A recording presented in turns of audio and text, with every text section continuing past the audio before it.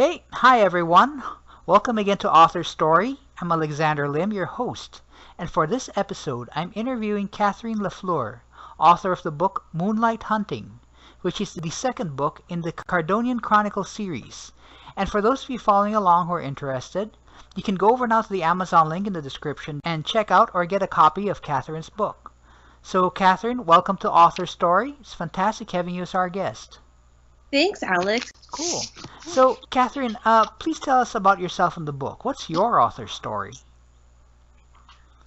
Well, I started writing pretty early on, but I was kind of a closet writer. I pretty much kept it to myself, did mostly journals, and it wasn't until about 10 years ago that I really started writing with the intention of being an author. And so this book is the second in a young adult fantasy series, and it's mainly about a young woman who is facing her inner demons and trying to set things right in a world that's been devastated by a paranormal catastrophe.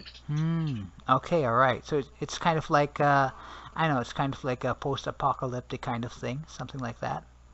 Yeah. All right. Okay, cool. So, Kathrine, who were your literary influences growing up? My absolute favorite author is Edward Armandroid. And I've read two of his books, Time at the Top and All in Good Time, maybe 20 times. They're my absolute favorite reads. And so he was a big one. And then I also really enjoyed the Half Magic series by Edward Eger. And then as I got older, I discovered Daphne du Maurier, and she was a huge influence for me.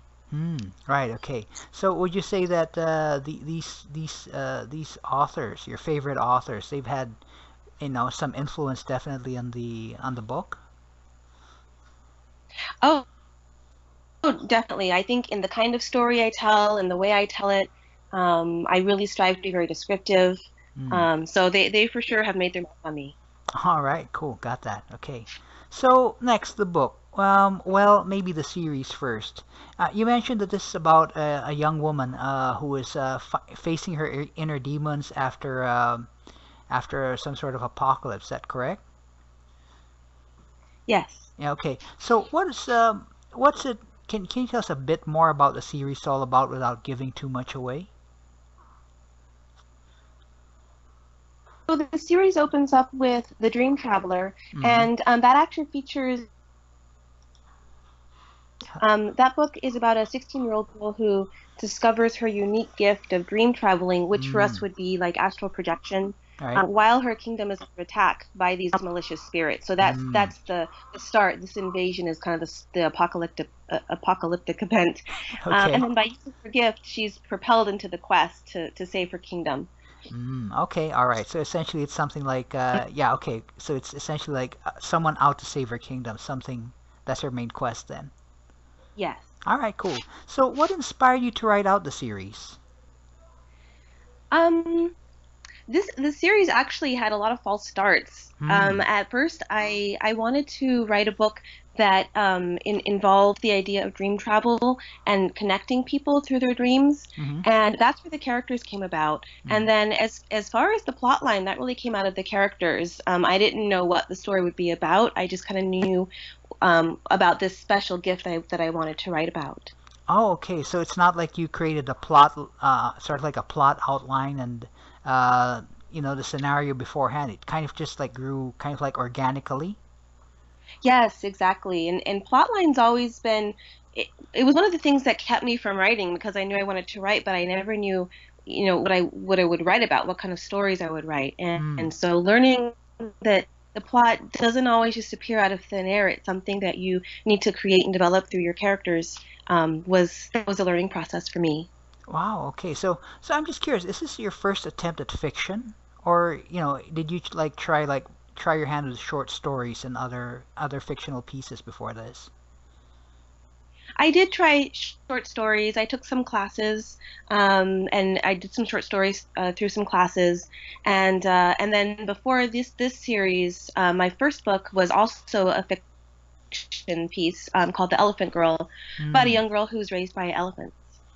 Okay. So this is not like your first ever kind of book series then. There's something came before this, You had a novel, Yeah, another novel beforehand. Okay, so you're not like a yeah. first-time author then. No, All right. Okay. no, but this series is definitely more ambitious than what I've Mm-hmm. tried before. There are more plot lines to keep track of, more characters to develop, and an entire world to develop. So it's been a lot more labor intensive. Right. So how long have you spent developing the characters and the world? I mean, this is an entire series. It's not just one book. I mean, that takes time and effort, don't it? It does definitely. The first book probably took about a full year to craft, and from the beginning, the researching and creating this world and developing the characters, and then once I had the basis for it, the second book was a little bit easier, and then with the third book, I'm actually expanding the world a little bit and learning about Wow. some new characters. Oh, okay. Wow. Oh, adding new characters. Okay. All right. Yeah, So this looks like the cast is really growing right here. it is. Yeah. Yeah. Cool. So now about the book. I mean, this is the well, more like the characters. Did you model the characters after anyone you knew or wish you had known, like say Moonlight, Barnabas, the Baron, the Baroness, people like those? Yeah, well, work of fiction, it's all coincidental, Mm-hmm. Mm-hmm. but I mean, definitely people in my life who have inspired me in one way or another, and different characters that I read about, and characters that I've loved growing up who have Right. who have inspired me, and I think books they really come from inside of us, and sometimes I think that all these characters are a different aspect of myself. Hmm. Okay. So it's sort of like these characters are it's sort of like constructs and they're not like based on any single person. Yeah, I would say more like constructs. Okay. So who I have to ask you this question. Who is your favorite character? The most favorite character you've ever written in the series? In this series, I think Moonlight is my favorite character. Ah, okay. Okay. Cool. Yeah, And yeah. why is that? She like is Uh, she she's a strong warrior type, but she has a history to her, and she has different layers, and Hmm. she has vulnerabilities, and so she's like a real person. She's not just a perfect superhero. She does have failings and faults and in places where she needs to grow. Right, right. Okay, cool. And I also like some of your supporting characters, like I mean, like the Baron, the Baroness. I mean, like I checked out your blog, where you supposedly did an interview with Moonlight, and then they came in and Baroness drank some of your wine and ate some of your chocolates. I mean, Yeah. they're like fleshed out people. I mean, it's not like they're two-dimensional cutouts. They're like, yeah, these people could actually exist in the real world. Oh, well, thank you. Yeah, the Baroness is definitely a handful. She's she's been pampered and spoiled all her life, and, Right. and she likes things a certain way, and so yeah, she's a lot of fun to write. Yeah, and I guess you've had a lot of fun writing her and other characters as well. I did, definitely. Yeah, that's one of the things I love about writing is when the characters just take over, and all I have to do is sit there and move the pen, and they tell the story. Wow, nice. So I take it writing the series out is I guess it's rather easy for you, isn't it? I don't know that it's easy. There are definitely moments where I'm kind of staring out the window, wondering what to. Okay. But it is something I look forward to every day. I do look forward to working on it every day. Nice. So what would you I'm sorry. What would you say would be the hardest scenes or parts or characters for you to write? Um, I think because I typically just as a person myself, I'm very conflict avoidant. I Mm-hmm. like Mm-hmm. peace and happiness, and I always write happy endings. So sometimes the conflict, which I know that's crucial. You can't have a story without conflict, but Right. sometimes making those tough things happen to my characters is difficult for me. Okay. So do writing out the conflicts like really stop you on your tracks where writing is concerned? Sometimes they do, and sometimes I'll find that I've been kind of writing in circles and then realize, well, Uh, something needs to happen. There needs to be a problem here. And then sometimes, I remember one conflict in particular that just kind of flowed right out of me and was actually a lot of fun to write and very exciting to write. But in general, yeah, it's something that I have to be very aware of and make sure that I am doing it. Okay, okay, all right, I got that. Well, definitely a story's nothing without conflict, no development, nothing like that. So, all right, I got that. So when you write this out, I mean, you mentioned like you took like 1 year to write out the first book and then a shorter amount of time to write the second book. When you write out these books, do you do them like a short amount of writing time? You know, you write intensely, or do you like take your time, like maybe a page or two every day and things like that? I don't think I'm a very fast writer. Okay. I have a goal each day to fill a certain amount of pages, and if I fill, 4 or 5 pages, that's a good day. Mm. But I'm also working in this writing time after my job as a teacher. Mm-hmm. So this is, after the school day's over, I leave and take some time to myself to have a little downtime. Usually I'll read a book for a while and then get into the writing. And so usually I'm able to spend 45 minutes to an hour and a half on the writing Mm. before I need to head home and take care of all the home stuff. Oh, okay, all right. So it's like you write this out like while you're still in school. I mean, while you're still before you go home. Yes. All right, okay. Does it matter like if you write at home or if you write in school? Well, for me, actually, I don't write it at school. I'll leave the school and I'll go to a different location, Oh, okay. like a little coffee shop.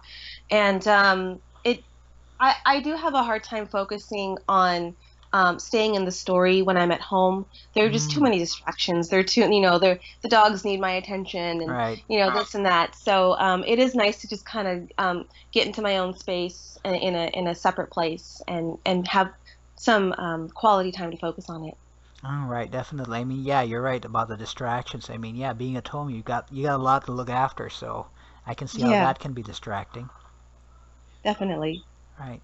Okay, so on my end, I mean, personally, I must say, I find the subject matter of the series refreshing. I mean, like, no offense to authors like J.K. Rowling or Anne Rice or, Robert Kirkman or people like them, but I must admit I'm getting a little tired of seeing undead and magic all the time.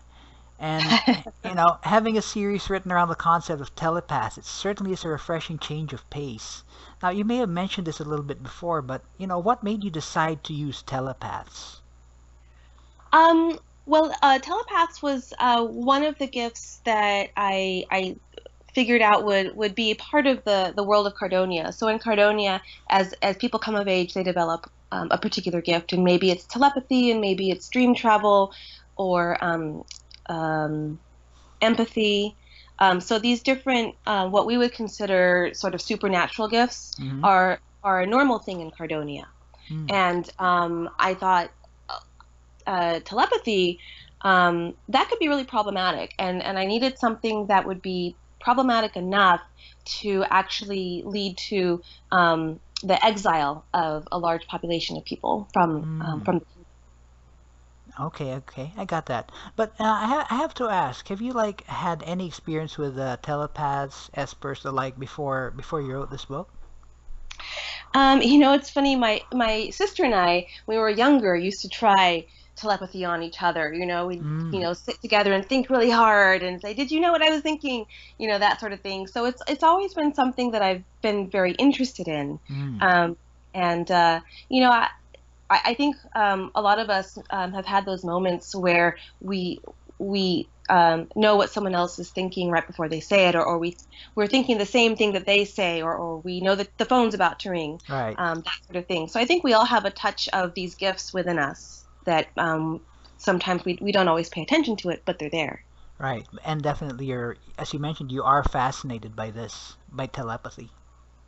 Yes, by telepathy, by dream travel, by all these abilities that for us are fiction, but Yep. I think there's a little bit of truth for us as well in them. Huh, cool. All right. So, how much? No, this is an entire series. I mean, there's an enormous amount of world building that takes place here.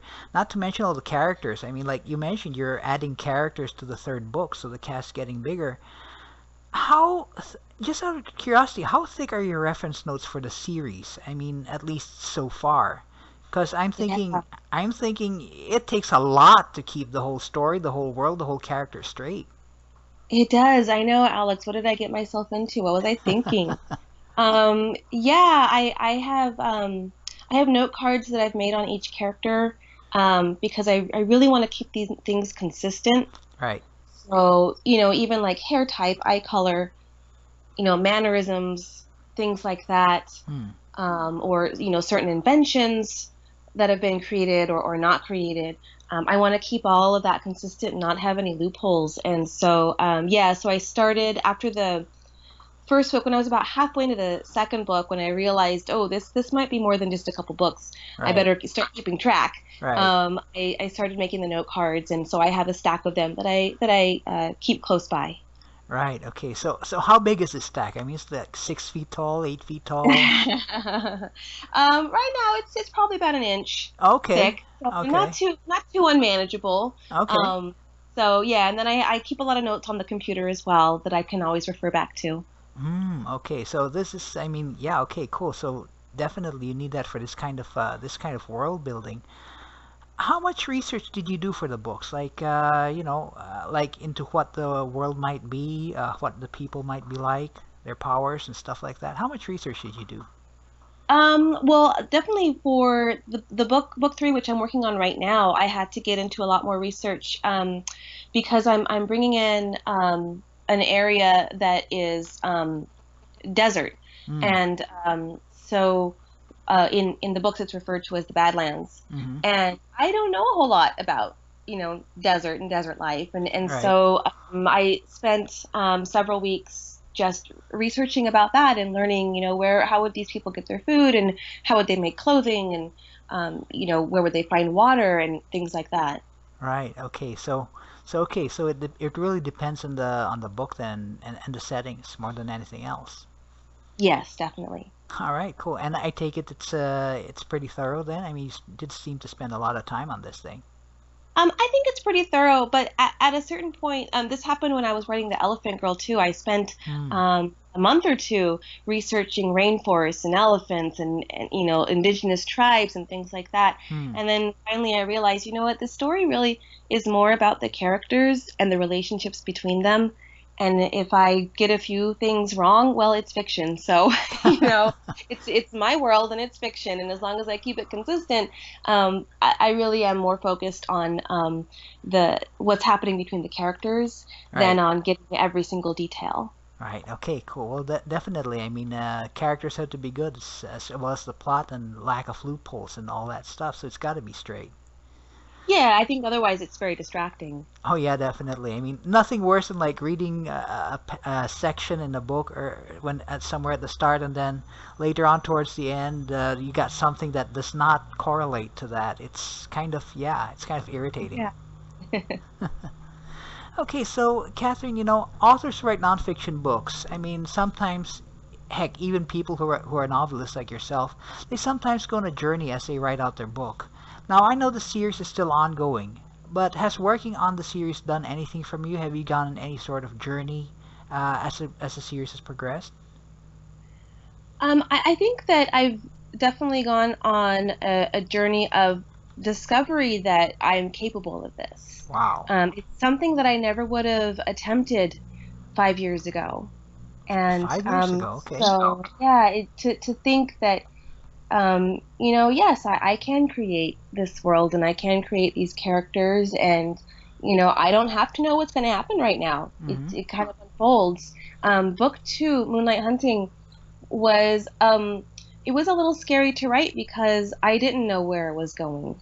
I Mm. didn't have the entire plot mapped out before I started writing. I had, some basic ideas, but then I just started writing and trusted that the plot would come together.